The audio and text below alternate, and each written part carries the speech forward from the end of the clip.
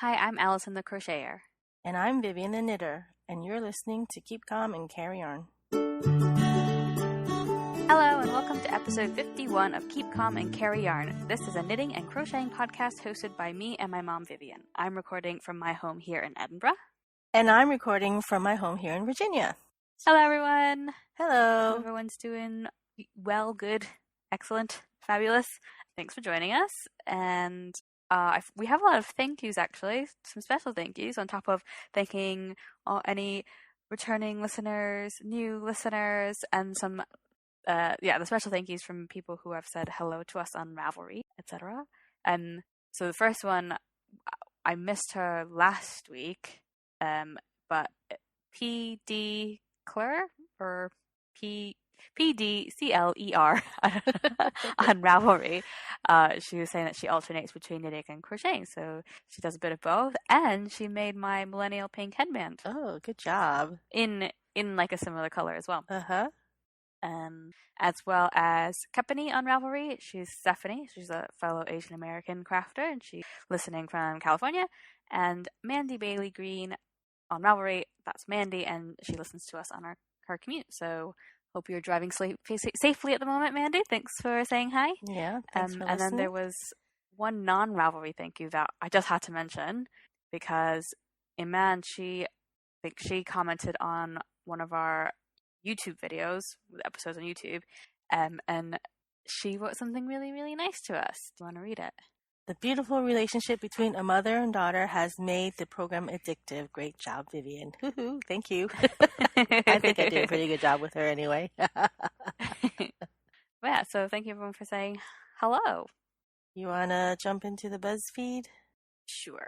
So this BuzzFeed quiz that we do, and for anyone, if there's anyone out there that's a new listener and is wondering why, I feel like we just sort of go into it now. Like it's just our thing, just doing the BuzzFeed quiz. But it started because when we were first starting the podcast, I thought it would be a nice way to sort of like get to know Alyson and Vivian through BuzzFeed quizzes. So now we do one every week or every episode. And this one is: everyone is a combination of one dog breed and one cat breed. Here's yours. What did you get? So the dog, I got Dalmatian and Bengal cat, generous and charming. It's not a long description. So I guess, does that mean the Dalmatian is generous and the cat is charming? I don't know. That's a good question. But I do like Dalmatians. They are very cute. I got Corgi and British Shorthair, stately and regal. Those are very cute. I think maybe the first time I did it, I might have gotten that combination. Really? Which I thought was funny because I'm the one that lives in the UK. It's funny. Your sister Madeline loves corgis. I think they're rather ridiculous looking because they are very cute, but those short legs, they just get me every time. Does that cat not have short legs as well? I don't think so. I think it's like the What's ears are rounder. British Shorthair. Are you going to Google it? They're cute. They've got round faces on. Yeah. But I don't think they have short legs. They just have short hair. Yeah. They are so very the one thing cute. that I think I did differently this time around was the question, pick a part for walking, in parentheses, or catching mice. And fun fact, British people tend to say, I don't know, tend or always, brackets instead of parentheses. Oh, okay. Even though for me, brackets is the angular ones. The square ones. Yeah.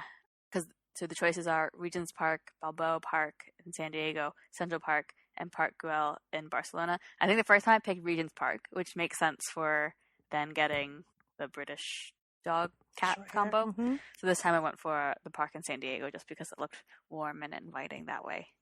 I picked Regent's Park. Well, that explains why you got Corgi. Yeah, probably. And what did you pick for the intimidating cat? Select an intimidating cat. I went for leopard because obviously I went through that childhood phase of absolute obsession with all things leopards. Not leopard and jaguars either. Huh? Leopards and jaguars too, right? Yeah, but I think mostly leopard. Mostly leopard. Yeah, because crazy as a jaguar. That's what you wrote on your You had to write a poem in second grade, and the last line was crazy as a jaguar, and then it was you spelled it Jagwire. Hey, I was in We second still have it. grade. It was so cute. I picked jaguar. Yeah, What the other about options were lion and the intimidating dog? Oh, went you for wolf. picked the tiger? No, for dog I went for wolf. Oh, I picked the dingo. A dingo. It looks a little bit more menacing in that picture anyway. It does. But I didn't select it because I'm like, this is the most intimidating. I just selected it because that's the one I think I like the best. Oh, okay. I did. I think they're saying they're all intimidating, so pick one of them. But I was like picking the scarier looking faces. I see. And then, if you were a dog, do you think you'd be playing fetch? I said rarely because I don't like to run. You don't like to run. No. I said sometimes because sometimes I'm active. Yeah, I need to be more active more often. What about a trait that often ascribed to animals that fit your essence? Hungry. I just noticed hungry. So it's wild, loyal, hungry, and elusive, and I said hungry. I think that's very Hufflepuff of me as well. Hungry. Really? Hufflepuffs are hungry? I don't know. Just because I think their common rooms are in the kitchen. That's true. I suppose loyal would also be Hufflepuff. Well, that was a silly one that I picked again. Or yeah, that's okay. I picked another silly one, I should say. Right. Crafty content? Yes, please. So, whips. Do you have any whips? Yes, I have 2 whips that I can talk about. Because the cicada is in hibernation. And the triangle stocking that I talked about last time, I recast on. And I actually read the chart correctly. I'm almost done with the body. Yay. Nice. There's like a cuff where you personalize the name. So I have a couple of, like one more repeat before I get to that, or 2 more. So is it quite thick? Yeah, it's worsted weight. Oh, because of the weight. Okay. I didn't know if it was because of the color. I guess you're only working with 2 colors at a time? Yes. And I was about to say, because I forgot, like I thought it was diamonds rather than triangles, because I forgot about like... Well, they are diamonds because there's triangles on top of triangles.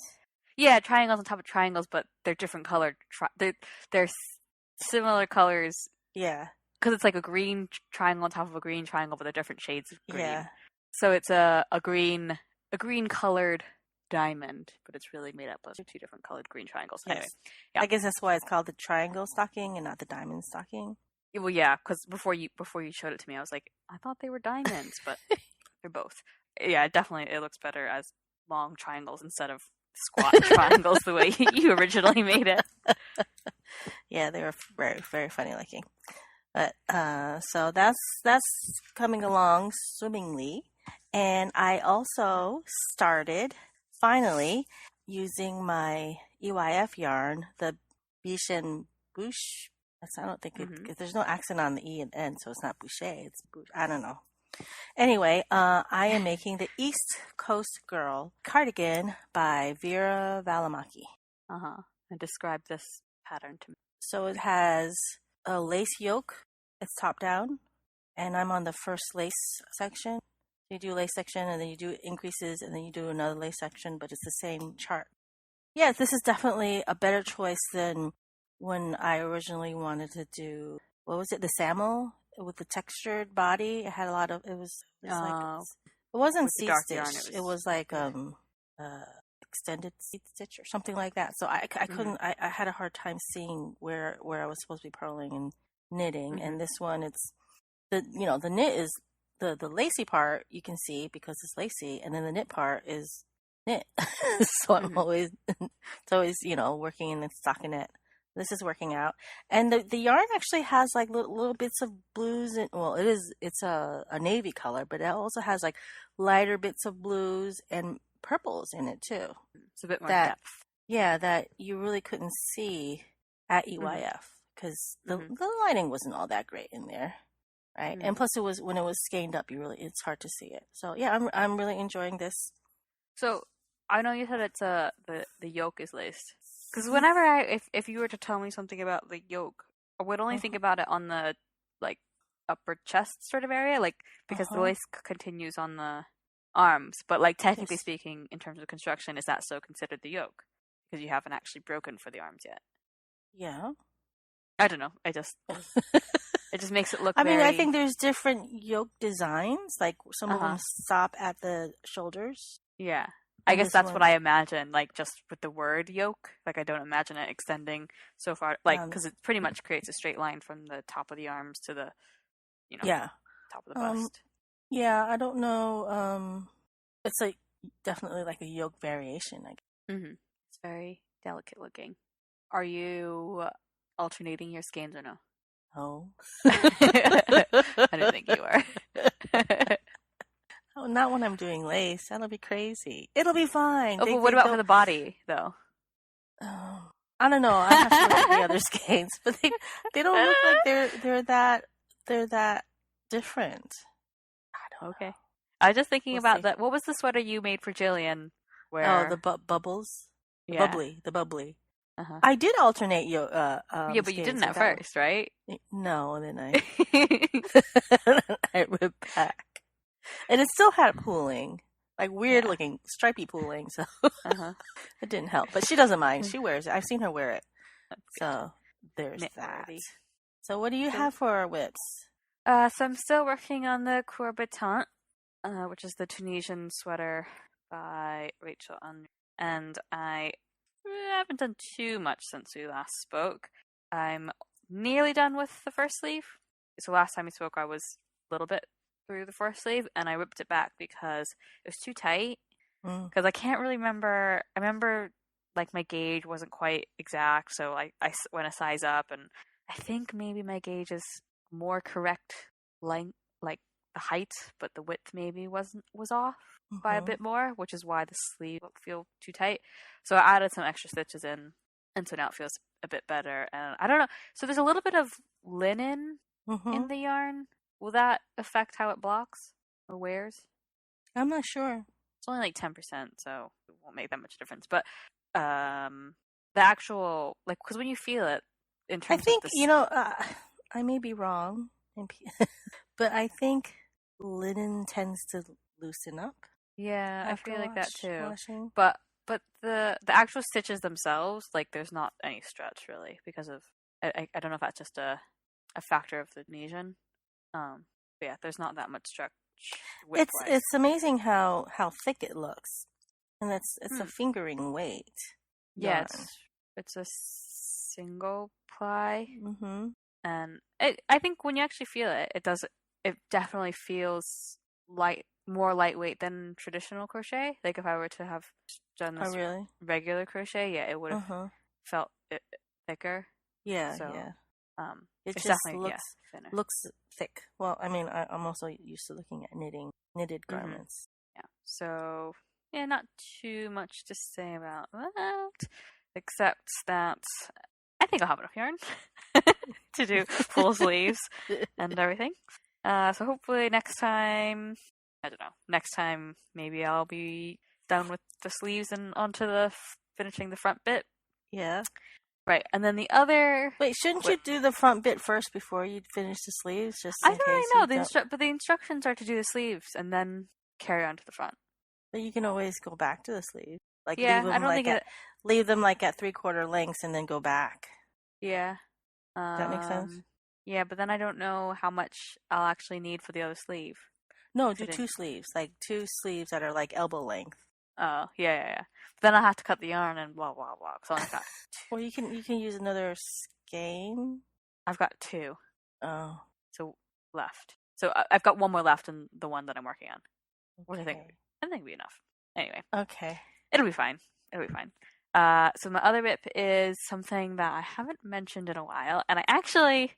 So do you remember... I don't know what episode it was where we had a hard time recording because my computer kept shutting itself down. Yeah. So it took us 3 tries, I think. And then we finally gave up. Yeah. Well, no, we didn't give up. Yeah, we did. You didn't put out a regular episode. You just did like a brief Oh announcement yeah, of maybe. the Yeah, yeah. the That. prize winners. Yeah, that one. Oh, oh God. So I talked about this on that failed episode that never aired, and then I haven't actually brought it back up because I was just like, I can't talk about it again. And I had talked about it under an FO, so I'm going to talk about it under the whips this time, and it'll make sense. But because I finished the corner to corner Christmas block, Wreath block. You haven't put it on your Ravelry yet. Finished. No, it's still a whip in my Ravelry. No. I mean, you haven't taken a picture of the completed block. Yeah, no, I haven't. So I've completed this block. It is the C2C Christmas Graphgan, which is a free pattern on Make and Do Crew website, and it's 9 blocks that are all Christmas themed. So I've done the first one as a wreath in my first foray into corner to corner, and I hated it. I hated it so much. What are you gonna do? Are you gonna continue, or are you just gonna make that into a pillow? Well, yeah. So you said, make it into a pillow, and then I was like, thing is, if I were to pick one of these blocks to make into a pillow, I wouldn't have picked the wreath. Like, it's not the dumbest one. It's not dumb, but it's just as a standalone cushion, I would have picked, like the snowflake or the reindeer or something. But I've done the wreath, and the reason I hated it so much is because I just didn't really know how to manage the color changes and what to do with the yarn, and it got a little bit easier at the end, but it still just was a pain in my butt. And so yeah, I just put it aside and I was ignoring it. And do you remember when I first started? I thought like, I'll have a blanket by this Christmas. I don't think you ever said you would have one by this. You said your goal was to finish one block by this Christmas, wasn't it? No, because I started it before last Christmas. Oh, last Christmas, that's right. So I was like, I'm not going to finish it for Christmas, but maybe for next Christmas, which is a few months away at this point. So that's not going to happen. You're right. So the wreath block is done, and today, in fact, I somehow summoned the wherewithal, the strength, the desire, the something to try and do a second block. So the blanket itself uses a color for the background, and then there's maybe 3 types of green. Or no, two types of green, 3 types of reds and pinks, 2 types of browns, 2 types of blues, and a white. So it keeps, it reuses lots of the colors. And so I just ordered pretty much the colors to do the wreath, which is the background color, 2 types of greens, and then a red and a pink. And then I ordered an extra pink. So if I wanted to do a second block, it has to use those colors. So I can't do the reindeer because reindeer has brown. I didn't order any brown. I can't do the ornament because the ornament has blue, and I didn't order any blue. But I can do the snowflake because for some reason in this pattern, the snowflake is done in pink and red, which is cute enough. And I've done about almost half of it now. Oh my gosh!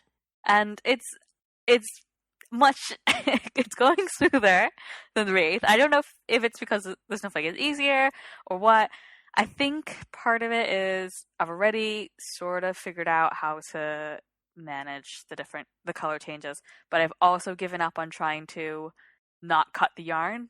So with the wreath, I was trying to just carry the yarn colors through as much as I could so I didn't have to cut it. And so this time my back is full of loose ends because I've just decided I'll do as much as I can, but if I have to cut it, I'm just going to cut it because I'm not going to like rip things back to try to incorporate it under other stitches, and which is what I was doing last time. So I'll have more to sew in, but I think that's going to be okay. And I mean, I only just started this today, and I've done 21 rows out of like 50. Wow. Yeah, it starts. It incrementally gets larger. Yeah, bigger, but then it gets smaller again. Uh-huh. So you do pretty much 25, and they're getting bigger, and then you do 25, and they're getting smaller. So you're at this getting smaller? Not quite, because I've done 21. So once I get to 25, that will be the longest row, and then after that, we'll start to get smaller. But it's interesting because the way the scissors are worked, even though the pattern's symmetrical, it doesn't look symmetrical because the space in between diagonal squares turns out differently, if that makes any sense. So sometimes, say like I've got 2 blocks of red that are next to each other diagonally, but there's a bit I think it's because the squares space. aren't actually square. Well, they're not squares, and because you're connecting them diagonally. Mm-hmm. So some of them, like I've got two red squares that are diagonally Mm-hmm. next to each other, and they kind Mm-hmm. of the colors run together because I did one Mm-hmm. after the other. But if you Mm-hmm. go in the opposite direction, so these are going, from, visually it's easier to explain. But so they're going diagonally one way, and if you go diagonally the other way, they're not worked in the same row. Oh, I They're see. worked in they're two rows separated from each other, so Oh. they don't look like they're Uh-huh. touching. Oh, yeah, I There's see like that. a white space between them. So you get different spaces like that, even though on the graph it looks like it all should look one way, but once you start actually doing it, it doesn't. But yeah, so that's my whip. And I was gonna say, at this rate I could finish it for Christmas, but I think I'd have to order the yarn and work on it pretty religiously until Christmas, and I've got lots of other things that I want to do. So I don't know. Maybe not. No, I'm not even gonna pretend Probably like not. it's gonna happen. It's not gonna happen. Well, it's looking really good. Yeah, I mean, I can do this. You can do it. But yeah, I don't have any FOs. Like I said originally, I had presented my wreath as an FO because I wasn't sure if I was going to finish the blanket or not. But I think I will try and get further. So it's just a whip. I actually started and finished something between episodes. When last time when I was so frustrated with the wreath, I literally threw it down. I was like, I don't want to get you right now. The stocking. What did I say? You said wreath. Too many Christmas things. Oh yeah, the stocking. I didn't even want to. In the naughty corner. I didn't want it to take up any space in my head. So I went out and I got some just acrylic yarn from Michael's because I'm gonna go up to New Hampshire next month, and then we're gonna be visiting somebody that just had a baby, and I made a baby Afghan or baby blanket. Very cute. It's too big for the picture. But the pattern it's a free pattern by Melissa Clulo of Espace Tricot. And I kind of copied the color from a Pearl Haute Soho pattern, but that pattern had the chevron was actually garter stitch chevron, and I didn't really like the look of it, so I just did a different stocking net chevron, but with the Pearl Soho colors. Wait, so the pattern is the chevron pattern by Melissa Clulo or whatever. And you took color inspiration from a Pearl Soho blanket. Yes, okay, that's also chevrons, but it's garter stitch chevrons. And so you've done what? White as like the main accent color? It's white, navy, light blue, and green, like a spring like green. And then, but one of your chevrons is stripy. I did. Is that your own addition? They actually had like a whole section where it was like stripy, but the blanket was already getting too big, so I only did a little section of it. I'm looking at the project picture. No stripies. For which? The chevron blanket. Oh, you're talking about the Pearl Soho blanket? The Pearl Soho blanket, yeah. Okay, gotcha. Confusing. Yeah, so, sorry. I guess I'll put a link to both of the patterns. They're both free patterns. I just like the look of the stockinette chevrons better than the garter stitch chevrons. Yeah, I think I probably would agree. Yeah. Did you find the Pearl Soho one? So are the ends of the blanket straight, or are they? No, zigzags? they're zigzag. Okay. Well, anyway, I'll include a link to both in the show notes. And that's my FO. It's amazing how fast worsted weight projects go versus fingering weight. Well, the stocking is worsted weight, but it's color work, so it goes a little bit slower. It's still faster than you do a lot of fingering weight color work. I do, but I don't know. I just like the feel of fingering weight. I don't. I think you run hot as well, so I think you wouldn't prefer not to wear bulkier sweaters. Yeah. Yeah. You'd have to live somewhere really cold, and now you don't live somewhere really cold at all. I know, it was in the 90s this past week. I was dying. But today it's only going to be in the mid 70s, and this morning I think it was in the high 50s when we woke up. So I was like, ooh, this is nice, but that's not going to last long because by the weekend it's going to be in the 90s again. Meanwhile, I've started to wear my fall Your boots, sweaters. my sweaters, my tall boots, my scarves. Like, I did see somebody wear boots, tall boots, yesterday when I was at Panera, and she had jeans and she looked really cute. I can't do that yet. I think I'll have to live here a couple years before I can wear the fall things actually in September. Yeah, that's okay. It's technically still summer, right? Summer. Well, for like 3 more days. What is? Yeah, just a few more days. Yeah. Right. So I have something for Mommypedia for you. Yeah, and you didn't. No, I haven't warned you because I want. Well, it's a pretty straightforward question. Okay. When you're knitting basic stitches, is it essentially? Can you turn it upside down and it'll be the same thing? It depends. Almost. Why? It's because I'm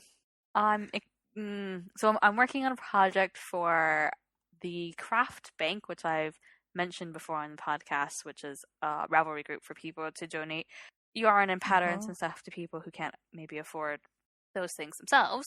And there's a gift along going on, so you submit your name and then you got somebody else's name and you make them something. So I can't say exactly what I'm making, but as I was knitting something, I realized I kind of just thought, could I just flip this upside down and it'd be the same thing? Just to stop in that stitch. Basically, you could. I mean, if it's color work, it would look a little different. Yeah, obviously. but just like a basic stitch. Like, say it's just a I don't know. Because I think when you look at the stitch, right, you're like, you can see the V's. You're like, oh, there's a strand of V's and there's a strand of V's. So you think when you turn it around, you can see the V's. Yeah, but I guess it's just it's offset by one. Because like when I was thinking about it in my head, I'm like, well, if I turn it upside down, then they won't be V's. They'll be, like little cone, like stacked A's. up. Yeah, A's. And I turn it upside down. I'm like, no, I can still see V's. What's going on? It's the same, but when you turn, like when you have a provisional cast on, and then you knit in one direction, and you bind it off, and then you come down, you come back, and you recast on or you put the live stitches back on your needles. You always have one less stitch than what you cast on because it's offset. Okay, right. So it's not like exact, but it's close enough. Right. Okay, yeah. Does that make sense? Does that help? Yeah. I mean, it didn't really make a massive difference to what I'm doing, but I just wondered if that was a correct curiosity or not. thing. Yeah. Yeah. Right, and then I've got some stuff for Yarny Bits and Bombs, obviously, because I went to the Perth Festival of Yarn 2 weekends ago. It was it was 2 weekends. Yeah. It's literally the day after we recorded or something like that. Or I released the episode or something.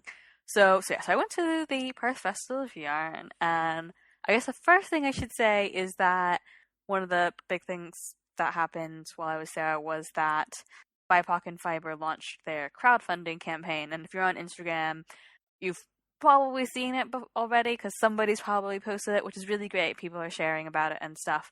And the best news is that it's already fully funded. Woohoo! Yeah, it's already fully funded. It took less than a week for us to make the 20 grand that we were looking for. But, of course, any additional donations and backing totally helps. Just means that, we can do what we're planning on doing for a bit longer and potentially start funding stuff into the second year. And yeah, so it was really exciting. It was really good to see people sharing it and getting excited as well. And I'm excited to start working on it in earnest now that we've got a bit of funding and I can get paid for some of the stuff that I've been doing for free for the last few months. But yeah, so that was that. And I got to meet Jeanette for the first time in person. I actually went up to Perth the day before just to see some castles in the area, so I just stopped by. So did you go there, went home, and then went back again? Is that what you did? It's not that. It was like an hour's drive. Okay. I was just confused. Yeah, so I went out for the day with Sam to do some castles, and because that was the day that Jeanette was also arriving, met up with her for some drinks, and just got to hug her in the flesh and stuff, and then went back home, and then took the train in the morning the next day to actually go to the yarn festival. I see. So yeah, that was very, very nice. But anyway, so the festival, it was a nice festival. It was funny, like I was chatting to this one lady while I was eating my lunch, and she was there with her husband.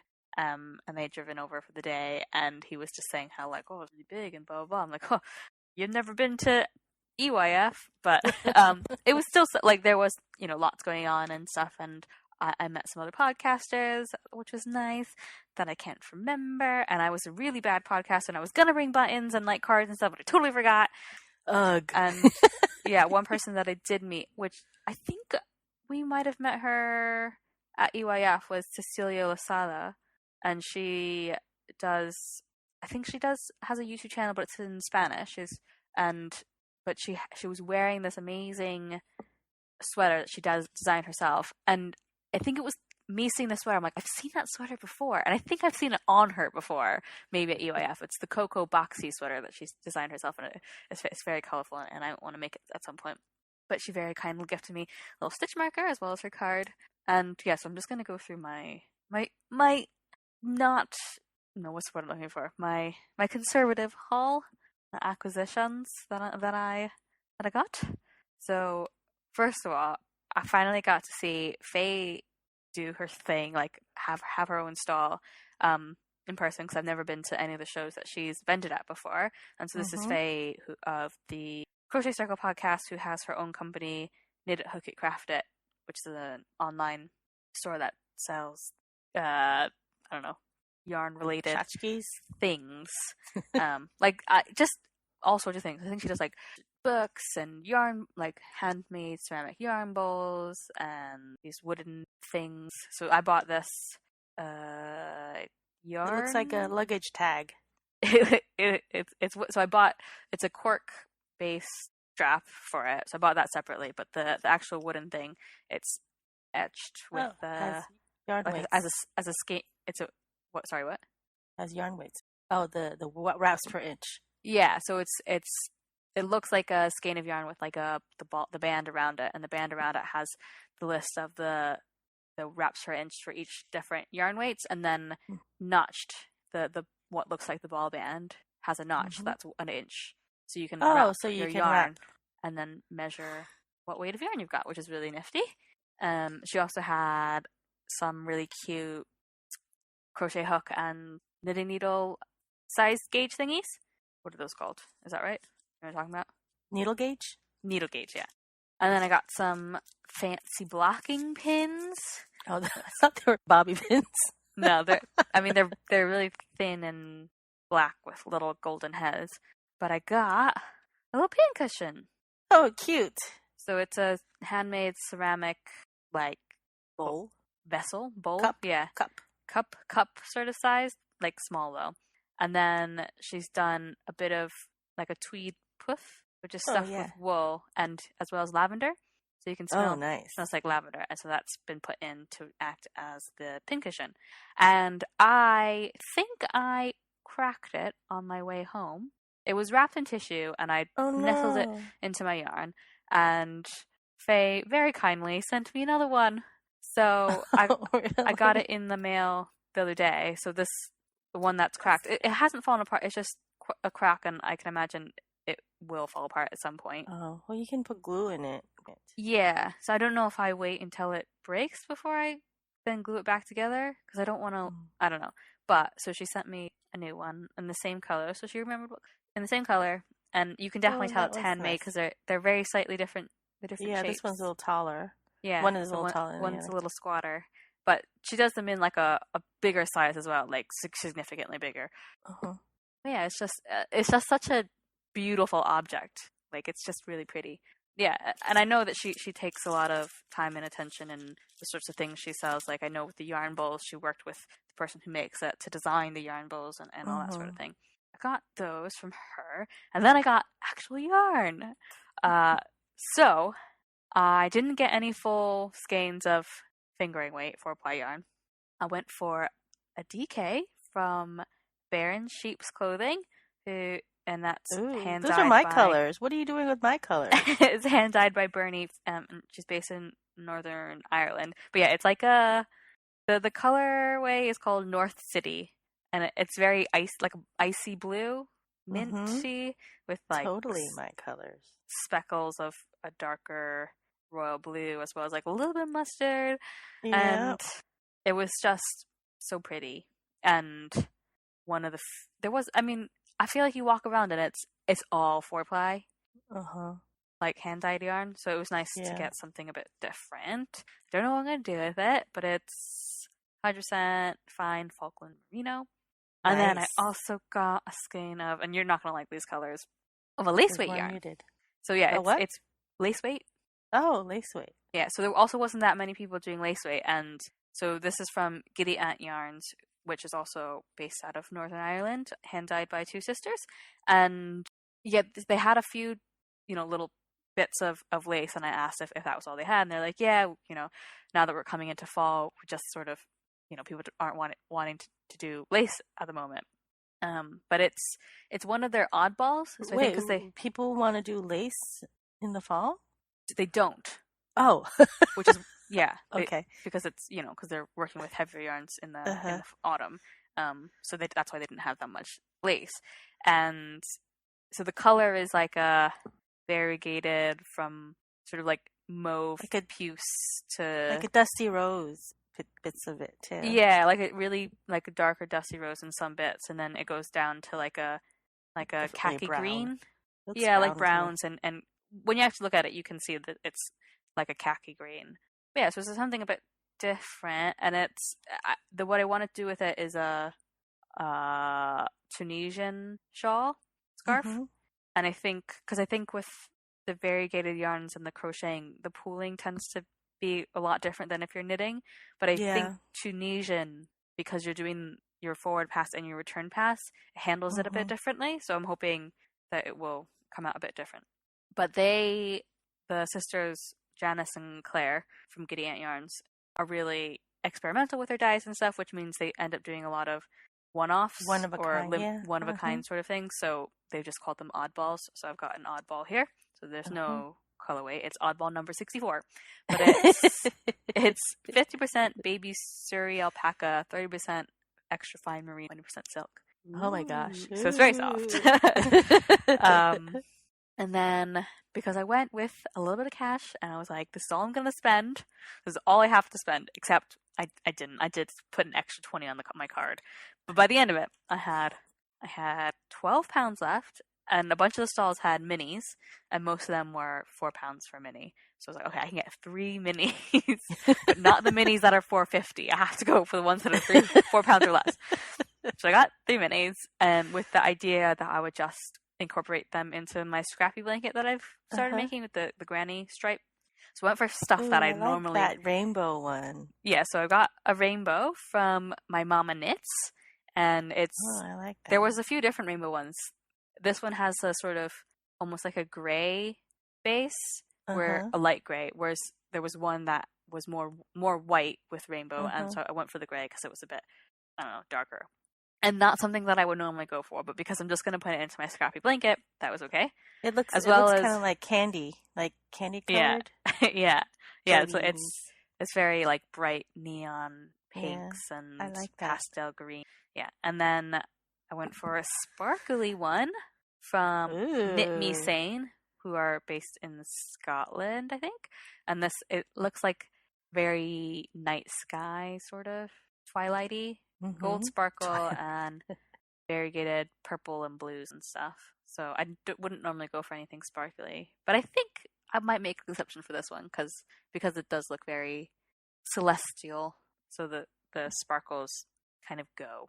That, and then one more from Out of the Blue, and this one makes me think of a mermaid for some reason, or like a fish. So it goes from corals. If you were it's like an orange to a dark teal, and it's would this end up stripe? Like, not if it were bigger, would it stripe?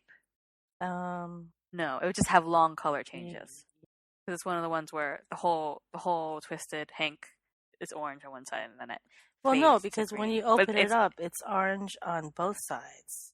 And oh yeah, and green in the middle. uh-huh. Right. Anyway, it's almost too like it just I just like that fade, and I don't want to untwist it and do anything to it. Just like display it just like this. Yeah. So that was the yarn I Yeah, got. I like all the colors you picked.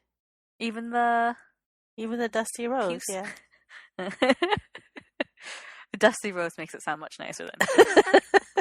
Puce is more purple, isn't it? Maybe. You know what it makes me think of? Monsters Inc. Yeah. Oh, that's puce. Our listeners are going, what? Unless you know your Monsters Inc., then you know exactly what I'm talking about. But yeah, so that was my stuff that I got from Perth. The festival itself was nice. There was lots of like different places to rest your weary feet. Well, that's nice. I'm jealous. Mm-hmm. Yeah, it was a bit like not lonely. Like I got to chat to different people and stuff, but it's different than when I've got my mommy with me. Well, I wish I was with you. Well, because like those sorts of yarn related event activities, I normally would just do them with you. Like what I've done EYF twice with you. Went to the New Hampshire Sheep and Wool with you. Maybe we should go to Rhinebeck together one year. Next year, we should plan it. Not next year. I can't. Oh, there's Maryland Sheep and Wool. That's only a couple hours away. Oh my goodness. I have a little bit of yarny bits and bobs. It's not as exciting as yours. I went to Dances with Wool last week for their knitting time. They have a Tuesday morning knitting group, and there was a huge group. There must have been 20 ladies sitting around the table. And some of the ladies actually brought their own chairs because there wasn't enough chairs to go around. And since I don't have, it was my first time, and I wouldn't have a chair to bring because all of my camp chairs are in storage. But anyway, you could just brought a chair from the apartment, just the normal chair. Here's a wooden chair I can sit on. Everybody was so welcoming and so sweet. I met a bunch of ladies, and they invited me to another group on Friday, which is mostly the same people. Oh, nice. Some are different, but it wasn't at the store. It was at a bakery cafe just down the street. And so I met a few more people. So it was really nice, and just being down here by myself. I mean, your dad is here with me, but he's gone. He's at work during the day. It just made me feel just a little warm and fuzzy inside, or not just a little, a lot of it. So a lot of it. So thanks, ladies, for making me feel so welcome. And I also have one more thing. Didn't put it in the notes. I wasn't sure where to put it. Jennifer Shields Tolan, the designer that we met at UIF, and she was there with her mom. She is starting a knit along, and she gifted me the pattern. Okay. It's not a secret knit along or mystery knit along where you don't know what you're knitting. You know what you're knitting, but she was only releasing like a bit every few weeks or something like that. So like a bit of the instructions. Yeah, and then she says that it's the pattern. It's beautiful. It's a shawl, and you're gonna laugh. It's a brioche shawl, done in fingering weight, and it's called Bubbly Brioche. And so she releases the first part on September 26th, and that's actually the day the day after we move into our house. So I don't know if I'm going to be able to start on that day because I don't know that I would have time to dig through all the boxes and find my yarn. But I did buy some at the yarn store to start off with. So anyway, so I'm going to be participating in this knit along, and her Ravelry is JST Knitwear Designs. Nice. Yeah, it's really nice. But remember the last time I did fingering brioche? I'm like, I'm never doing this again. But hopefully, no, I don't. Wait, what was it that you were making? I just made a hat, and it was fingering weight. But hopefully, with her tutorials and her hand holding, it'll be okay. Yeah. We'll see. Is she hosting anything like on Oh, did you say it was on Ravelry? Yeah, it's her group is JST Designs on Ravelry. Okay. So she's hosting the knit along on Ravelry. So if you're interested in doing a brioche shawl, go to her or group. Hmm.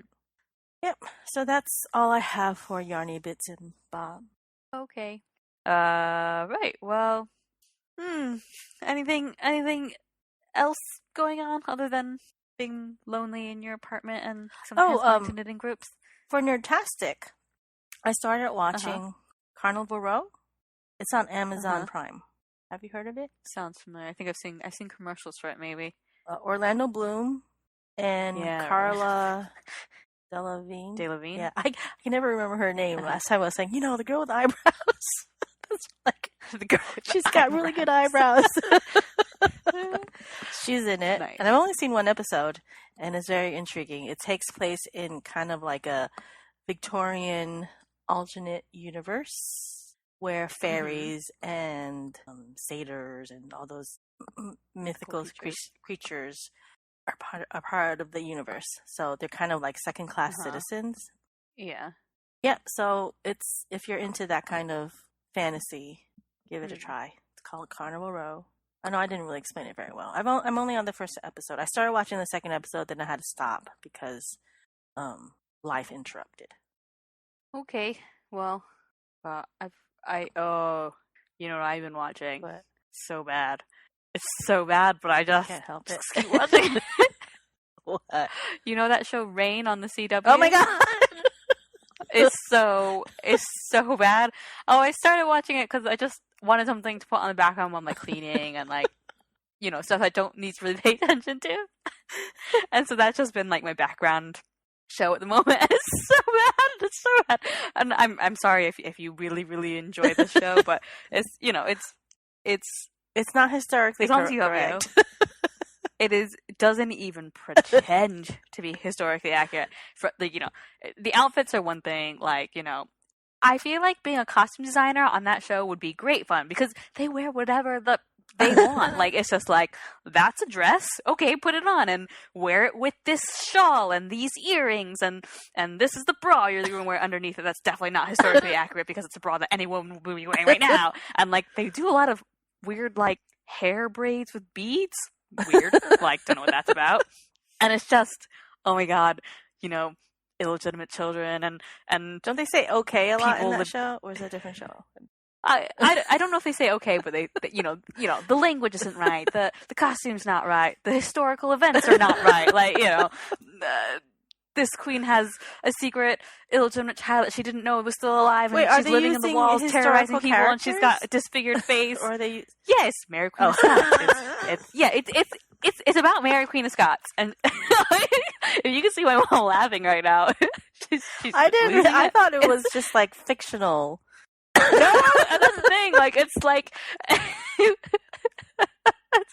at one point they do like, so this thing happens with, I can't remember what it was. I don't pay that much attention, but something happens, and they manage to like, something, and they make it not happen, or they cover it up with something, like wink, wink, like we'll just say that he died protecting somebody. I don't know. And they're like, and no one will remember the true story, not even history. And like, that was like the one sort of acknowledgement to like, none of this crap happened. Or at least that's what they think. Like, it's so bad. And they have obviously very liberal views on love and marriage and relationships and and all of that, because funny. It's a show for teenagers. Yeah, it's a show for teenagers, so it might get teenagers interested in history, and they can actually like look into like what the real person actually did. And I think they must be like, there's overarching true themes. Obviously, like, she's still Mary Queen of Scots. She still, is in France. She still is going to marry, so and so, and then eventually he's going to die, and she's going to like. I do wonder if eventually the show will, because it's been on for a few seasons now. I think I've only just started season 2. I don't know if they're just going to draw out the French bit of it, or if she will end up in Scotland and then in the tower and yeah. I mean, to be honest, like, I don't actually know that much. Oh, I think I know bits and pieces of like medieval and sort of that sort of British history from, just from shows that we've watched, from books that I've read, from going to these various places and reading the plaques and stuff. But I couldn't string together a whole history at all, in any shape or form. Like, it's just sort of bits and bobs here. And so, I've picked up things about Mary Queen of Scots from, I've been to this castle where she was imprisoned for this year to that year, and I've been to this place where, Lord Darnley something. And I don't know how to put any of that together, and I couldn't tell you anything about her except that, she has been to Lochleven Castle, imprisoned in Lochleven Castle. She has some connection to this other castle I went to, but yeah, so I don't know. Oh, that's funny. Yeah, if you want to learn so history, I don't recommend it. Yeah, I mean, and I think that's the case for lots of shows that are based on historical events. Is that there is always, it's never going to be completely accurate, and also, or at least as far as we know, but because there's an entertainment value. But this is like way not even trying, like not even pretending to try. Anyway. So not a recommendation, or it is a recommendation. I don't even know. It's good background watching. I think like it is. Although even I'm a little bit embarrassed. Like when Stan sat next to me, I'm like, I know this is ridiculous. Like Like Does he watch it too, or does he just walk away? No. Like if he'll be sat on his phone, like reading the news or stuff about sports, and I'm just in the room and it's on and. Surely there must be something else that you can find that's good background. Watching. Yeah, but sometimes, like I don't want it to be something that I'm too invested in, because then I'll have to stop and watch it, or I'll miss something. Whereas if I miss something, it's not a big deal. Okay. Right. Okay. And that is all I have to say about that. Okay. Anything else, or will we say goodbye? No, it's time to say goodbye. Okay. Right. So do my spiel. You can find our show notes for this episode and every episode on our website, which is kcacypodcast.wordpress.com. KCACY stands for Keep Calm and Carry On, in case you couldn't figure that out. Our Instagram is KCACY Podcast. My personal Instagram is Alyson here, and my mom's personal Instagram is upstate_viv. You can listen and subscribe and whatever. You probably are already doing that. But on YouTube, there's the video version, and on iTunes and Overcast and Podbean and wherever else you get your audio podcasts, Spotify. Just make sure to subscribe. Subscribing is great. Liking is great. Commenting is great. And then you can also join our Ravelry group, which is Keep Calm and Carry Yarn Podcast. Thank you for listening. And remember to keep calm and carry yarn.